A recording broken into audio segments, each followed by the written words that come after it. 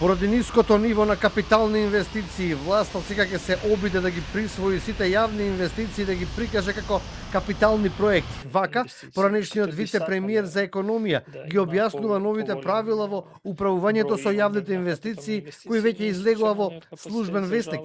Голем удел за слабата реализација на стартот на годинава има и некапацитетноста на институциите, кои според вице-премиерот за економија Фатмир Битики, минатата влада почнала да ги решава, но оваа гарнитура тоа не сака да го продолжи. Ниту финансиската помошна релација централна власт, локални самуправи, според Битики, не ги дава најавените резултати.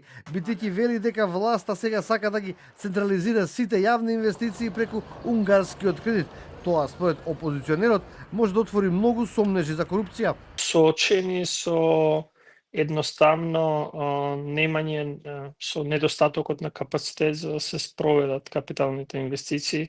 Очигледно власта сака да централизира сите јавни инвестиции кои што ги планира преку така наречените унгарски пари во 2025, но и други средства кои што ќе дојдат од билатералните донатори, веќе најавени се за јавноста, да кажеме дека најверојатно ќе стигнат средства од Велика Британија за инвестиции во здравството и владата сака да го земе тоа по своја капа на централизиран начин да ги управува овие средства, што искрено сметам дека е враќање назад во целиот процес на децентрализација, одземање на надлежности преку упад во системот.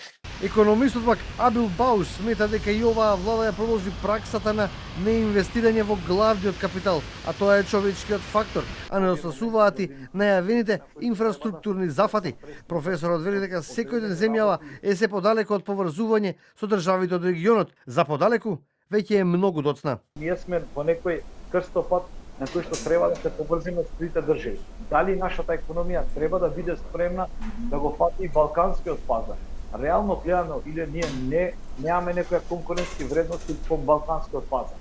А има потенцијал, нели во Балканот има толку голем потенцијал на кој што ние може да бидеме конкурентни со некои производи, со некои нови идеи.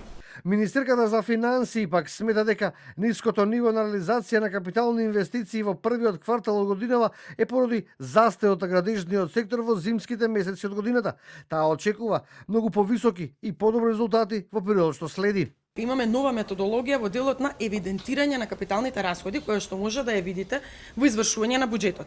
По тоната табела каде што се финансирањето и приливи и одливи, ќе видите дека стојат податоци за исплатените гаранции во име на некои од јавните претпријатија, акционерски друштва и така натаму, кои во минатото беа евидентирани како капитални расходи и како резултат на тоа ви имавте една вештачка слика во однос на тоа што се случува. Денес ние не ги евидентираме како капитални расходи. Во првите 3 месеци има реализација на капитални инвестиции од само 9%, според праксата низ годините.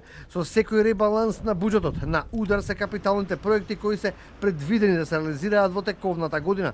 Тоа значи дека ако реализацијата на капиталните инвестиции во септември, кога најчесто се случува прекројување на државната каса, изнесува околу 60%, со кратење на делот првично од предвидените проекти, реализацијата многу лесно на крајот на годинава ќе достигне до фантастични над 90%.